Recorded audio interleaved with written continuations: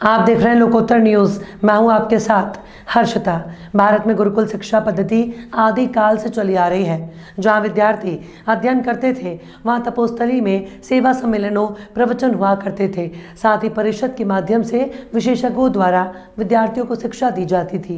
इसी तारतम्य में भोपाल के साउथ टीटी नगर निर्माणाधीन स्मार्ट सिटी एरिया के अटल पथ के पास स्थित मां वैष्णो धाम आदर्श नवदुर्गा मंदिर परिसर में गुरुकुल संस्कृत विद्यालय शुरू किया जा रहा है, जहां विद्यार्थियों को दुर्गा वाहिनी और बजरंग दल के सहयोग से शास्त्रों के साथ साथ जन कल्याण के लिए शस्त्रों की विद्या भी प्रदान की जाएगी। जहां विद्यार्थी शास्त्र और शस्त्र से पारंगत होकर समाज के उत्थान में अपनी अहम भूमिका निभाएंगे, जिसके लिए गुरुकुल में एक अखाड़े का निर्माण भी हो रहा है, जहां व्यायाम और कुश्ती सिखाई जाएगी। स्मार्ट सिटी क्षेत्र में बन रहा ये विद्यालय भी पूरी तरह स्मार्ट होगा, जहां वेद पुराण उपनिषद आदि शस्त्रों का ज्ञान पुस्तकों के साथ साथ कंप्यूटर से भी प्रदान किया जाएगा। यहाँ तक एक आधुनिक पुस्तकालय भी बनेगा। वैष्णो धाम आदर्श नवदुर्गा मंदिर के व्यवस्थापक पंडित चंद्रशेखर तिवारी ने बताया कि इस विद्यालय में 7 कमरों का निर्माण किया गया है, जो हमारे सप्त ऋषियों के नाम पर होंगे, जहाँ विद्यार्थी अपने गोत्र अनुसार अध्ययन कर सकेंगे।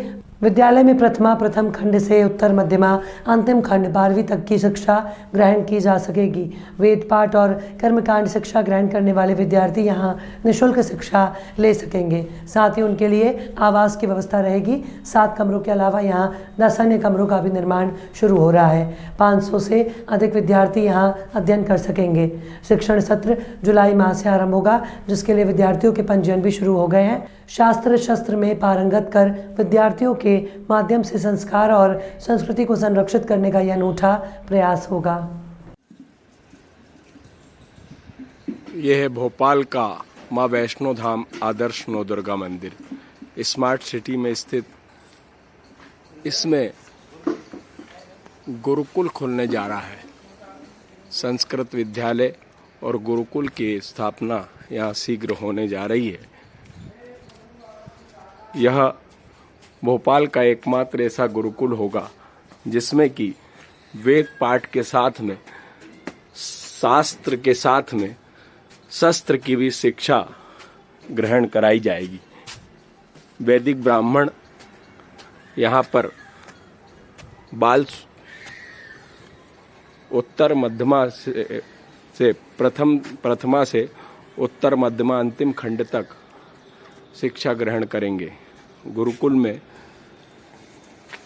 कक्षों का निर्माण सप्तऋषियों के नाम से होगा, जिसमें कि जो गोत्र का छात्र होगा उसको उसकी शिक्षा ग्रहण कराई जाएगी।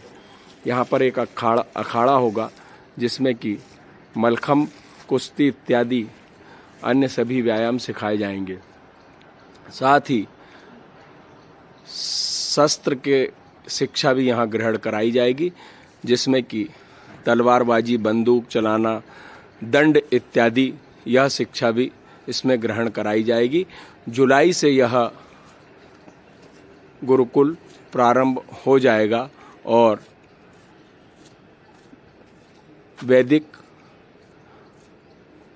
संस्कृत के विद्वानों के मार्गदर्शन में यह कार्य संचालित होगा। या दैविक काल में भी देखते हैं तो भगवान कृष्ण और सुदामा जी दोनों अलग अलग वर्णों से थे। उसके बाद में भी गुरुकुल में ही दोनों की शिक्षा हुई है। तो शस्त्र और शास्त्र दोनों की शिक्षा गुरुकुल से ही प्रारंभ होती थी और इसमें सर्वप्रथम काम होता था नींव रखने का। संस्कारों के रूप में, शिक्षा के रूप में नींव रखी जाती थी। और आज के समय में यदि हमें समाज को सभ्य बनाना है, सुसज्जित करना है, तो सबसे पहले उसके अंदर संस्कारों का होना जरूरी है। व्यक्ति के अंदर संस्कारों की स्थापना के लिए ही गुरुकुल की स्थापना की जाती थी।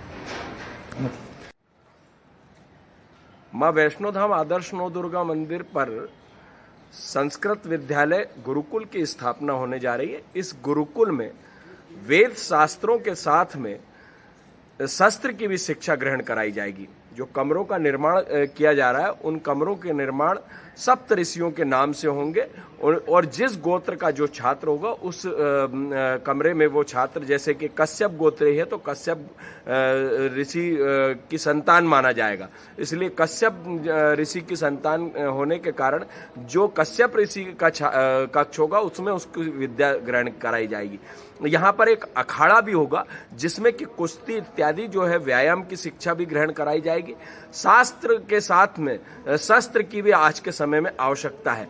आज के समय में हमारी संस्कार और हमारी संस्कृति को लोग भूले जा रहे हैं, लेकिन पाश्चात्य देश के लोग, अंग्रेज देश के लोग हमारे सारे संस्कारों को ग्रहण कर रहे हैं। इस कारण से यह निर्माण आवश्यक है।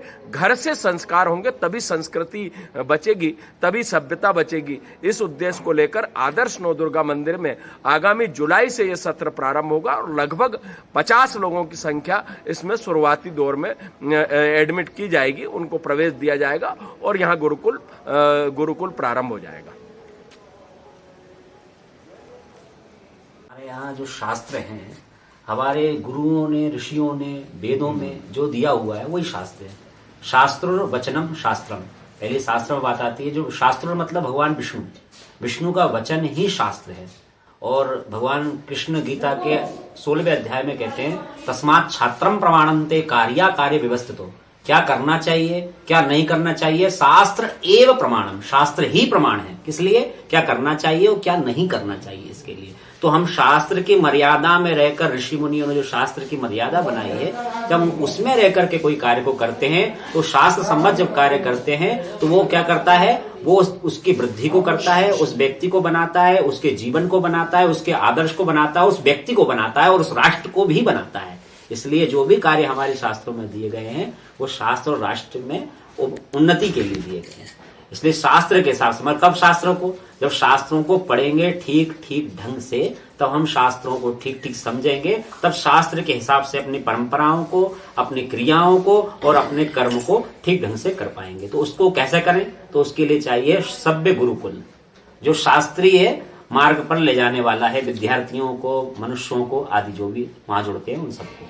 तो इसी प्रकार के गुरुकुल की स्थापना यहाँ पर हो रही, जिसमें वेद की शिक्षा भी मिलेगी, व्याकरण की शिक्षा भी मिलेगी, गीता भागवत आदि की शिक्षा भी मिलेगी। साथ ही साथ वेद के 2 रूप हैं, वेद और धनुर्वेद, जिसमें शस्त्र की शिक्षा भी यहाँ पर दी जाए।